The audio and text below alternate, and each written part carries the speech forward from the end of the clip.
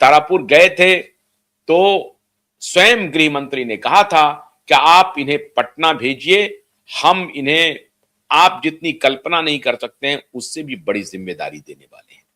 जिम्मेदारी मिल गई। वो भारतीय जनता पार्टी के प्रदेश के अध्यक्ष रहे, लीडर ऑफ अपोजिशन रहे, उप मुख्यमंत्री रहे, जितना पद हो सकता है उनको दिया गया। यह बात सही है कि सम्राट चौधरी जिस परिस्थिति में भारतीय जनता पार्टी में आए, इसमें कोई शक नहीं है कि बीजेपी को उन्होंने मजबूती दी और बीजेपी ने भी उनको सम्मान दिया, हर तरह से दिया। तो ये सम्राट चौधरी भी नहीं कह सकते हैं कि मुझे सम्मान नहीं मिला। जितना सम्मान मिलना चाहिए था उससे अधिक सम्मान मिला।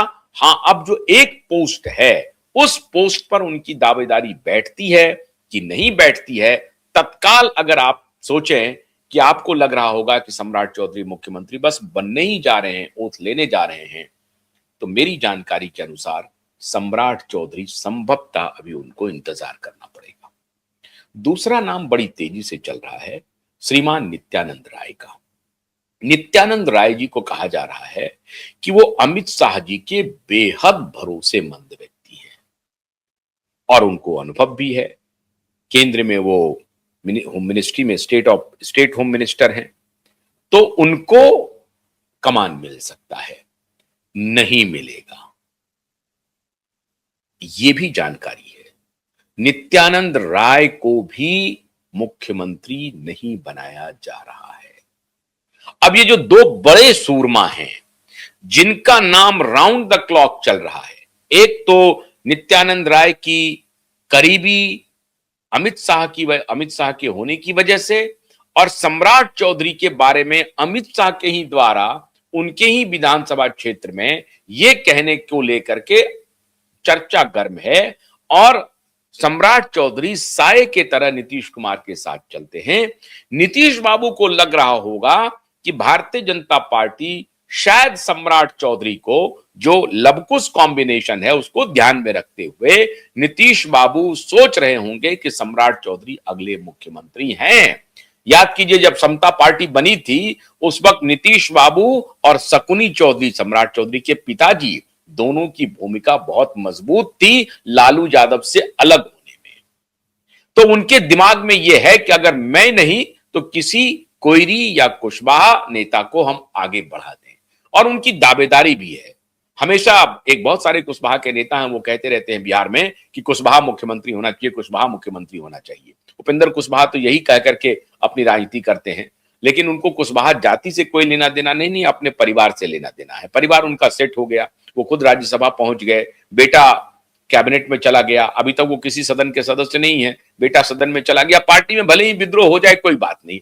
धूर्त, निहायत ही स्वार्थी राजनीति के ये सभी बहुत बड़े सिंबल हैं, उपेंद्र कुशवाहा जी जैसे नेता।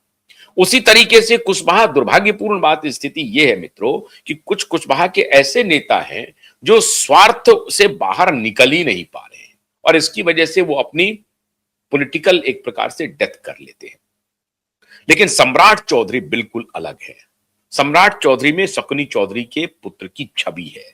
सम्राट चौधरी हर तरह से फुलफिल करते हैं कि वो मुख्यमंत्री, बिहार को जिस तरह की लीडरशिप चाहिए उसमें सम्राट चौधरी फिट बैठते हैं। नित्यानंद राय भी फिट बैठते हैं। नित्यानंद राय भी काफी विनम्र प्रकृति के व्यक्ति हैं और पहले का इतिहास अगर वो जो छोड़ दें तो सामने से अभी जब से वो केंद्रीय मंत्रालय में पहुंचे हैं तब से वो विनम्र ही दिखते हैं, ठीक ठीक से बातचीत करते हैं, भले आदमी हैं।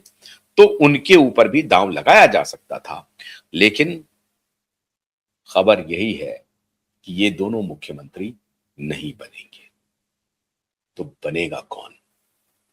सबसे यक्ष प्रश्न तो ये है मित्रों, Bharatiya Janata party generational change करने के लिए बिहार में मन बना रही है और उपयुक्त कैंडिडेट की तलाश कर रही है। ईबीसी की आबादी ओबीसी से 32% ज्यादा है। ओबीसी के टोटल एमएलए जो बिहार विधानसभा में हैं वो 82 हैं और ईबीसी के जो टोटल एमएलए हैं वो 37 हैं। और हालांकि सवर्ण की आबादी उस हिसाब से अगर आप देखें तो सवर्ण के 72 एमएलए हैं, और सवर्ण में भी एक जाति विशेष के राजपूत क्या, जिसकी संख्या बहुत कम है, लेकिन एमएलए की संख्या तो कमाल है।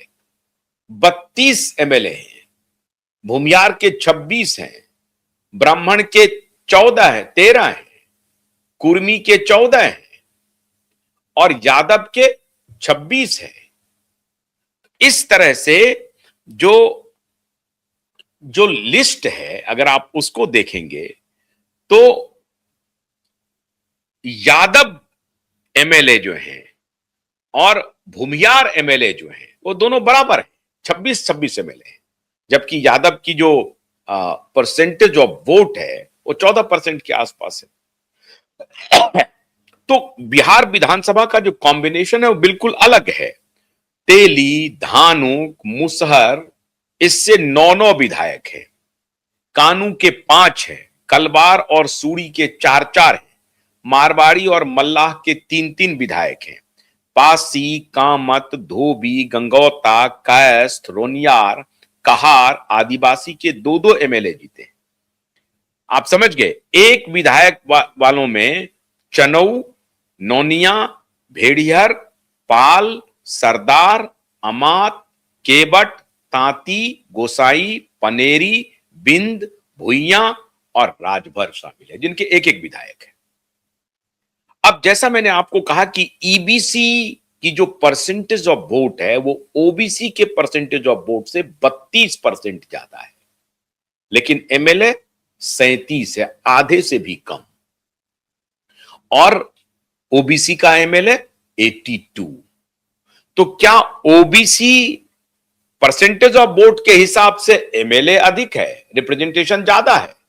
सवर्ण में भी परसेंटेज ऑफ वोट के हिसाब से रिप्रेजेंटेशन ज्यादा है, लेकिन ईबीसी में परसेंटेज ऑफ वोट अधिक है लेकिन रिप्रेजेंटेशन कम है।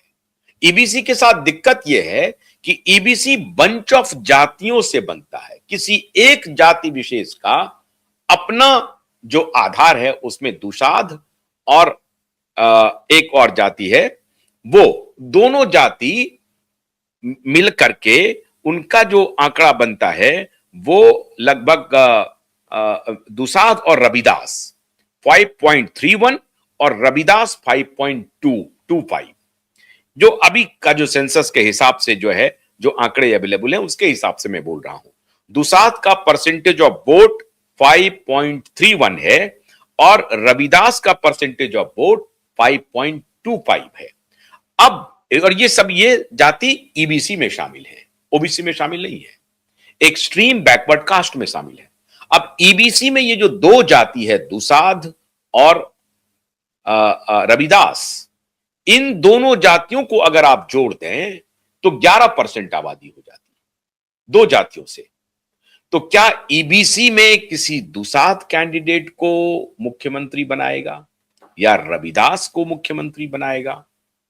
और बाकी जो जातियां हैं, तेली 2.81 है, धानुक 2.13 है, मुसहर 3.07 है, कानू 2.21 है, और जिसमें कलवार, सूरी, मारवाड़ी, मल्लाह 0.83 है, पासी 0.98 है, कामत का अभी भी स्पष्ट नहीं है, गंगोता 0.49 है, आदिवासी 1.68 है, धोबी 2.6 है, कायस्थ 0.6 है, और कहार कायस्थ इसमें ईबीसी में नहीं है, कहार 1.64 है, चनऊ 0.04 है, नौनिया 1.91 है, भेड़िहर पाल 0.27 है। अब ये सारी जातियां ईबीसी में है, और जब ये सारी इंक्लूड होती है तो ये आंकड़ा बहुत बड़ा हो जाता है। तो क्या Bharatiya Janata party EBC community से किसी को मुख्यमंत्री का चेहरा बनाने जा